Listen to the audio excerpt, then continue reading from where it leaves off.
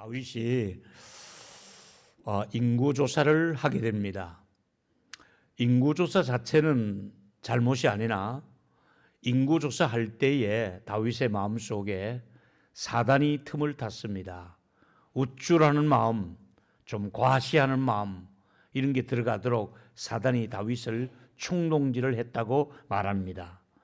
역대상 21장 1절에 사단이 일어나 이스라엘을 대적하고 다윗을 충동하여 이스라엘을 계수하게 하니라. 동기가 아름답지 못했습니다. 사단이 충동질을 함과 동시에 그의 마음속에는 조금 약간의 오만함, 교만한 마음이 들어가서 다윗이 인구조사를 하게 되었습니다. 나중에 이것이 자기 잘못이 인정되고 자책하면서 매우 어리석은 행동이라고 기록을 했습니다.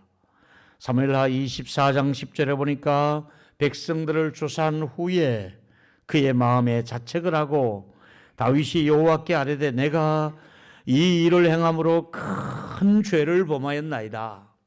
인구조사 자체는 죄가 아닌데 그의 마음속에 동기가 그 뭔가가 잘못된 마음으로 한 것이지요. 그래서 이제 간구하오니 종의 죄를 용서해 달라는 기도를 하게 됩니다. 많이 미련하게 했다고 그렇게 고백을 합니다.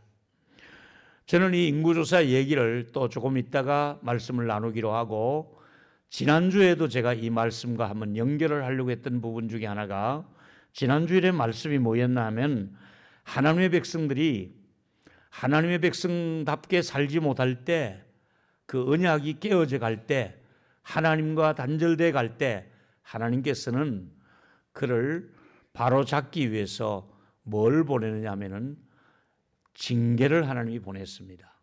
근데 그 징계의 내용이 세 가지로 드러나고 있습니다. 먼저 레위기 26장에 말씀한 그대로 칼을 보내어서 징계할 때가 있습니다. 전쟁을 통해서 살육이 일어나지요. 두 번째는 전쟁을 피해서 도망간 사람들에게 연병이 뒤따라갈 것이다. 그래서 연병을 통한 징계가 일어났습니다. 근데 연병을 또 피해서 도망가면은 양식을 끊어버릴 것이다. 그래서 구약의 징계의 방법이 전쟁과 연병과 또 양식을 끊어버리는 이런 일이 있을 것을 말씀했고, 또 아울러 신명기 28장에 순종해야 될 백성들이 불순종하면 저주를 받을 것인데 28장 21절에 보니까 그 몸에 연병이 들어서 네가 차지하는 그 땅에서 네가 망하게 될 것이다, 이렇게 말씀하면서 온갖 질병이 다 있습니다.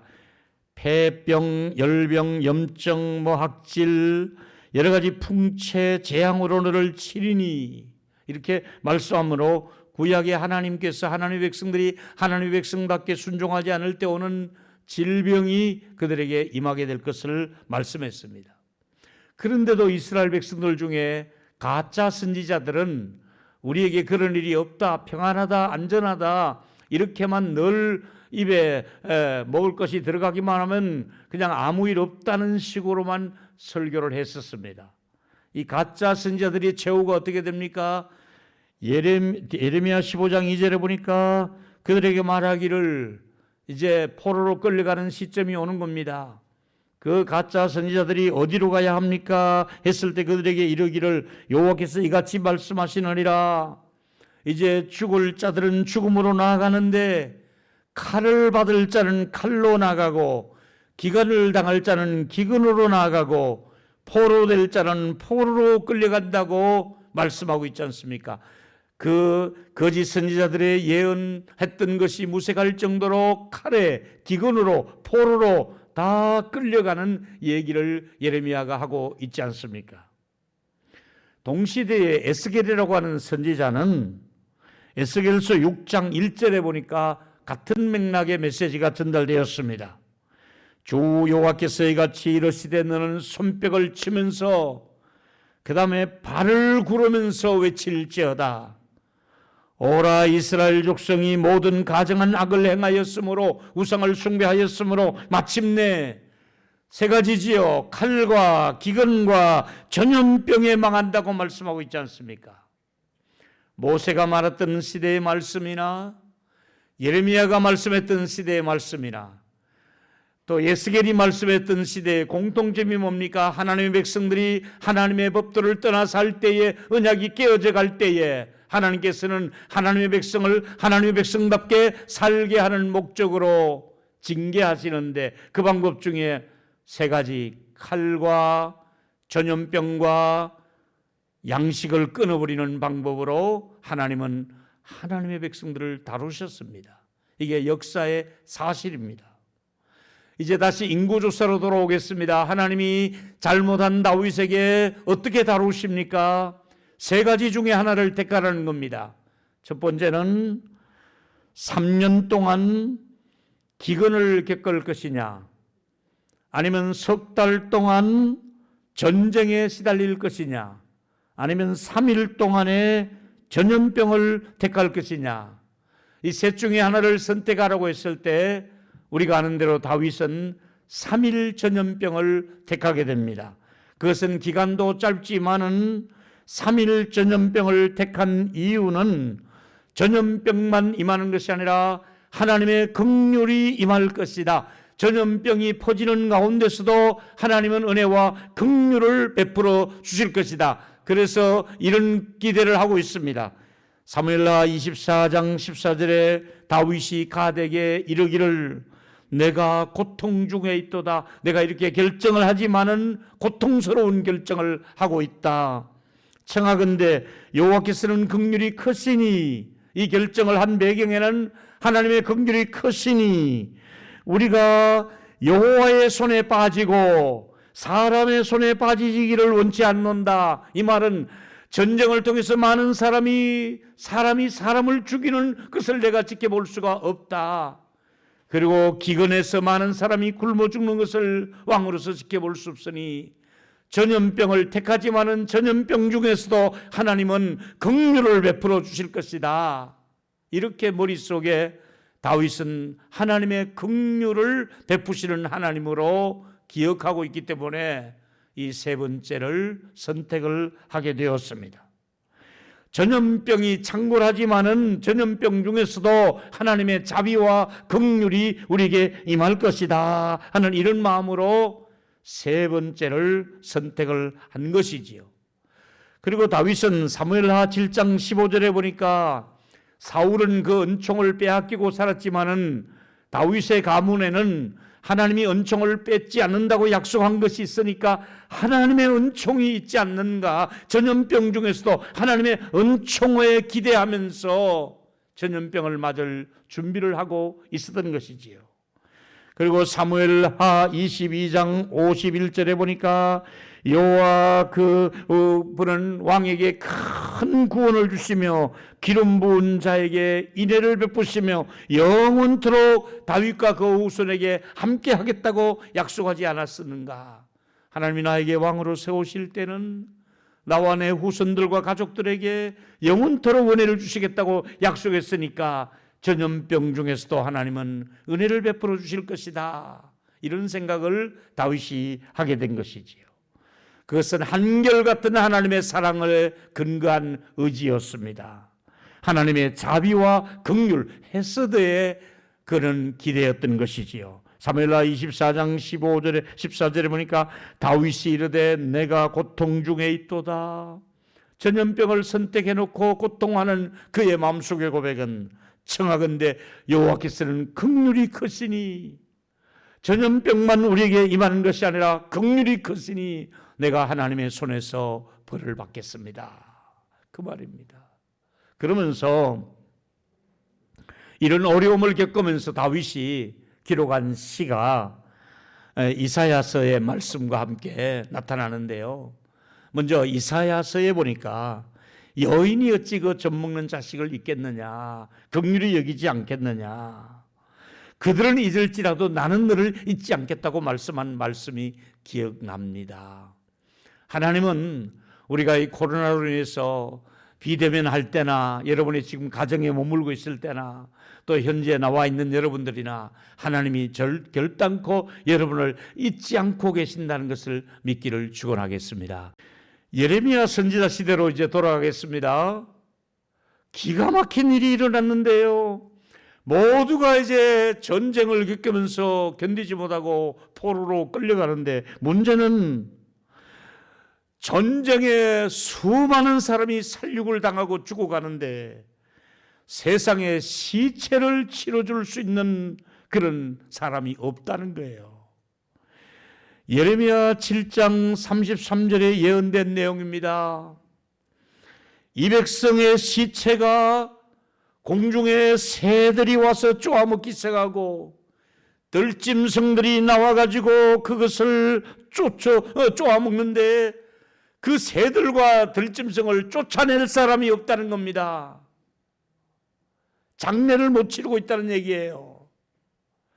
그 유다 성읍과 예루살렘 거리에는 기뻐하는 사람이 하나도 없는 거예요. 즐거워할 수가 없는 거예요. 신랑 신부 결혼식이 아예 끊어져 버린 거예요. 그러니 땅이 얼마나 황폐해졌습니까? 예레미야의 말대로 현실이 되어 간 거예요. 예언대로 된 거예요. 그래서 16장 6절과 7절에 보니까 큰 자든지 크다고 큰소리치던 사람, 작다고 또 작게 여겼던 사람 모두가 다 죽는 거예요. 어떻게 되었습니까? 비극입니다. 그들이 매장되지 못할 것이며, 이스라엘 장례 문화는 매장이었습니다. 그런데 매장시켜줄 사람이 없는 겁니다. 매장을 해야 되는데 땅을 파고 묻어줄 사람이 없는 겁니다. 그를 위해서 고골하는 사람이 하나도 없습니다. 자기 몸을 베거나 머리카락을 자르면서 그런 장례를 치른 사람이 하나도 없으며, 죽을 자로 말미암아 슬퍼할 자가 없는데, 심지어 어머니 아버지가 돌아가셨는데도 자식들이 끌려가는 바람에 아무도 상주 노릇할 사람도 없고 슬퍼할 사람도 없으며, 아무도 그를 매장해 주지 못해서 공중의 새들이 와서 들짐승들이 와서 그 짐승을 파헤치고 있더라는 이런 비극적인 사실이 역사의 현실입니다. 진짜로 이런 일이 일어났단 말입니다. 그런데 이제 이 본문이 이렇게만 끝나지 않지 않습니까? 하나님이 반드시 반전을 시켜주셨습니다. 이런 역사의 현실 앞에 다시 시간이 가고 하나님이 회복을 시켜주시는데, 예레미야 25장 10절에 보니까 그들 중에서 기뻐하는 소리와 즐거워하는 소리와 신랑 신부의 소리가, 맷돌 소리가 다 끊어진 이 상황, 황폐해졌던 이 상황, 드디어 이제 바벨론 70년의 포로 생활이 끝나고 돌아오게 됩니다. 하나님의 징계의 시간이 끝나고 하나님께서 이제는 모든 것을 멈추게 하시고 돌아오게 됩니다. 이때 매일 젊은이들에게 메시지가 이렇게 전달되었습니다. 예레미야 33장 오늘의 본문은 이렇게 시작됩니다. 우리 수고스러울 때를 한번 같이 읽도록 하겠습니다. 가정에서 있는 분들도 한번 같이 읽도록 하겠습니다. 시작. 여호와께서 이같이 말씀하시느니라. 너희가 가리켜 말하기를 황폐하여 사람도 없고 짐승도 없다 하던 여기 곧 황폐하여 사람도 없고 주민도 없고 짐승도 없고 유다 성읍과 예루살렘 거리에서 즐거워하는 소리, 기뻐하는 소리, 신랑의 소리, 신부의 소리, 만군의 여호와께 감사하라, 여호와는 선하시니 그 인자심이 영원하다 하는 소리와 여호와의 이 성전에서 감사제를 드리는 자들의 소리가 다시 들리리니 이는 이 땅의 포로들을 돌려보내어 지는 날처럼 되게 할 것입니다. 여호와의 말이니라. 할렐루야. 다시 회복된다는 거예요. 다시 춤을 출 수 있는 날이 온다는 거예요. 어려운 중에 우리 다음 주에는 다시 우리 모든 교우들이 모여서 하나님께 추수감사를 드리면서 하나님은 선하신 분이십니다. 하나님께 감사합니다. 하나님은 우리를 회복시켜 주실 줄 믿습니다 하고, 우리 회복의 감사의 제를 드릴 수 있는 저와 여러분이 되기를 축원하겠습니다. 그래서 예레미야는 황무지와 같았던 그 땅에 재앙과 황폐의 장소에서 이제 축제가 열린다는 겁니다. 다시 신랑 신부들이 결혼식을 하게 되고 모두가 축제하는 춤을 추는 날이 올 것을 말씀하고 있습니다. 우리는 지금 오랫동안 코로나19 바이러스 때문에 제대로 찬송을 못 부르며 제대로 모임을 갖지 못하고 황폐함 속에서 지나왔습니다마는 한 가지 오늘 붙들어야 될 메시지는 하나님은 여전히 한결같은 사랑으로 우리에게 은혜를 주시는 하나님이신 것을 믿기를 바라겠습니다. 결혼식이 다시 열리게 될 것입니다. 다시 하나님의 한결같은 사랑 때문에 회복을 기대하셔도 좋습니다. 얼마든지 하나님의 약속은 하나님의 자녀들을 지켜주시겠다는 약속입니다. 여러분, 우리가 아는 대로 둘째 아들 탕자가 집을 나가서 고생을 하다가 집으로 돌아왔을 때 아버지는 어떤 일을 하셨습니까? 멀리서 일을 마치고 돌아오던 맏아들이 보니까 누가복음 15장 25절에 맏아들은 밭에 있다가 돌아와 집에 가까이 왔을 때 집에서 무슨 소리가 들렸습니까? 풍악과 춤추는 소리가 들렸습니다. 아버지께로 아들이 돌아오면 풍악과 춤추는 소리가 들려온 것처럼 우리도 곧 할렐루야 그로리아 찬양대원들이 우리 시온 찬양들이 매 시간마다 하나님 앞에 춤을 추며 찬양하며 풍악을 울리며 악기를 동원해서 하나님을 찬양하는 그런 날이 올 줄 믿습니다. 우리는 그런 날을 기대합니다. 춤추는 날을 기대합니다. 그래서 저는 이런 생각을 이 본문을 가지고 준비하며 그랬습니다. 우리가 이제 국가에서 마스크를 벗어도 좋다는, 그리고 같이 모여서 이전으로 돌아가는 그런 날이 올 때에는 우리 모두 마스크를 벗는 날 우리 함께 춤추는 예배를 꿈꾸겠습니다. 우리 얼싸안고 춤추는 예배가 어서 우리 한국에 오게 될 줄 믿습니다. 춤추는 예배를 기대하자 이 말입니다. 그렇습니다. 독일의 마르틴 링가트르라고 하는 목사님이 계셨습니다. 이분은 독일의 작센주의 아일랜드 브루크 출신의 그 목사님이었습니다. 이때 독일에 전염병이 돌기 시작했을 때에 전염병을 피해서 몰려온 사람들이 주변에 많이 있었는데 그때 그 도시에서 생존한 목사님이셨습니다. 이 목사님은 하루에 장례식을 40명에서 50명의 장례식을 그때는 치루었다는 겁니다. 그의 아내마저도 전염병으로 돌아가셨습니다. 근데 하루에 40, 50명의 장례식을 치르는 가운데도 이 목사님은 은혜가 풍성하신 사랑의 하나님을 찬양하기 시작했습니다. 근데 목사님이 이렇게 많은 사람이 전염병으로 죽어가고 하루에 40, 50명씩을 장례를 치르는 가운데서도 어떻게 하나님의 사랑을 노래하며 이렇게 작사하며 곡을 쓸 수가 있습니까? 했더니 그가 바로 예레미야 오늘 본문 33장 10절과 11절에 근거해서 찬양을 하기 시작했다는 겁니다. 짐승도 없었고 사람이 살 수 없는 그 환경, 주민들도 없었던 그 환경에서 보아라, 예루살렘 거리에서 찬송하는 소리가 들리지 않느냐? 즐거워하는 소리, 기뻐하는 소리, 신랑 신부의 소리가 들리지 않느냐? 무슨 소리냐? 하나님은 선하신 분이시다. 무슨 소리냐? 하나님은 영원하신 분이시다. 이 땅에 포로를 돌려보내신 분 아니냐? 회복시켜 주시는 분 아니냐? 우리를 춤추게 하시는 하나님이 아니냐 하면서 찬양과 가사를 많이 썼고, 독일 찬송가에는 이분이 쓴 많은 찬양과 가사가 지금도 많이 사용되고 있고 독일에서 가장 존경받는 목사님으로 우리가 부르고 있지 않습니까? 오늘 우리가 붙들어야 될 메시지가 여기 있습니다. 하나님께는 희망이 있습니다.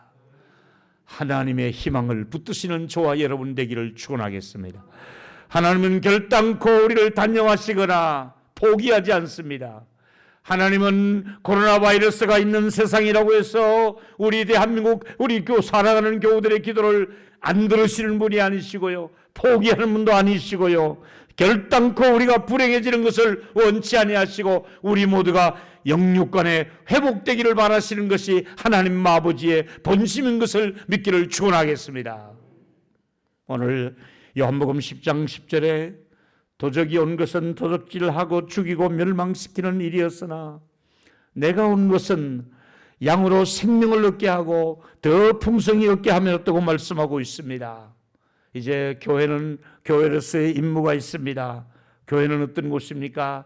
하나님의 선하심에 기초를 두고 항상 교회의 생각은 하나님은 선하신 분이시다.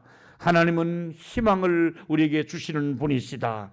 그래서 우리 정치인들이 다 해결하지 못한다 할지라도, 경제인들이 해결하지 못한다 할지라도, 의료진들이 다 해결하지 못한다 할지라도 하나님은 능히 이 위기를 해결할 수 있는 분이시다. 하나님은 얼마든지 전염병과 맞서서 얼마든지 전염병에 패하지 않고 이길 수 있는 하나님이신 것을 믿기를 바라겠습니다. 예레미야 31장 2절과 3절에 이렇게 마무리되었습니다. 여호와께서 이같이 말씀하시느니라. 길에서 벗어난 백성이 광야에서 은혜를, 칼에서 벗어난 사람이 칼만 있는 것이 아니잖아요. 은혜를 입었나니. 저와 여러분, 코로나 중에서도 은혜를 입는 저와 여러분이 되기를 축원하겠습니다. 뿐만 아니라 하나님이 안식을 약속을 하셨고 또 옛적에 여호와께서 나타나 말씀하신 것이 어떤 말씀입니까? 영원한 사랑으로 너를 사랑하였기에. 하나님은 옛날부터 여러분을 영원히 사랑했다고 말씀하고 있습니다. 앞으로도 영원히 우리를 사랑하시는 하나님으로 믿기를 축원하겠습니다. 하나님은 영원히 우리를 사랑한다고 약속했습니다. 우리는 하나님의 선하심 때문에 바이러스를 이길 힘이 있는 것이지요. 우리 힘으로 이기는 것이 아니라 하나님의 선하심 때문에 바이러스는 하나님의 선하심 앞에 물러가게 될 줄 믿습니다. 그래서 전염병, 우리 가족을 잃은 분이 계시고 또 찬송을 부를 수 없는 이런 상황이 온다 할지라도 우리의 믿음은 헛되지 않을 것입니다. 히브리서 11장 1절의 믿음은 바라는 것들의 실상이기 때문에 그렇습니다. 오늘 바이러스가 없어지는 날, 우리 교회는 이제 얼싸안고 찬양하는 그런 날을 기대하면서 우리 모두는 이제 손자 손녀들을 마음껏 안으면서 뽀뽀를 해주어도 괜찮은 날이 올 줄로 믿습니다. 지금은 함부로 손자 손녀들을 안고 뽀뽀했다가는 전마 아버지가 아주 눈에서 내이지가 나옵니다. 사랑하는 여러분, 우리 함께 결혼식에 찾아가서 마음껏 축복해주고 장례식에 찾아가서 마음껏 우리가 조문을 해주고 위로해주고 우리 모두 함께 오후 예배도 드리고 점심 식사를 하게 되며 모든 가정에서 셀 모임을 가지게 되고 모든 우리의 우울의 날들이 다 사라지고 우리 모두 함께 하나님 앞에서 그동안 교회가 당했던 수모를 하나님이 다 벗겨주실 것이고 교회가 당했던 어려움과 억울함도 잠시 잠깐 후면 오실 자가 오시리니 지체하지 아니하리라 하셨으니 독수리처럼 날개치며 우리에게 다가오셔서 우리 모두를 회복시켜 주실 날을 기대하며 침묵하고 계시는 하나님이 아니시라 일하고 계시는 하나님을 기대하면서 하나님이 이번 한 주간에도 여러분의 삶에 믿음의 행보마다 은혜를 주시기를 축복하겠습니다. 말씀의 결론은 이렇습니다. 다윗에게 기도할 때 받은 하나님의 긍휼이 이 시대에 우리에게 필요합니다. 하나님이여 우리 교회와 우리 자녀들을 긍휼히 여겨 주시옵소서. 여러분의 기도의 제목이 되시기를 바라겠습니다. 또 하나는 하나님께서 어려운 시대에 예레미야가 춤을 출 수 있는 메시지를 선포한 것처럼 다시 여러분에게 예수 이름으로 선포하겠습니다. 우리 교회와 우리 민족이 춤추는 그날이 다시 오게 될 줄 믿습니다. 그래서 우리의 소망을 선포하겠습니다. 우리에게는 반드시 회복되는 춤추는 그날이 올 것을 선포하겠습니다.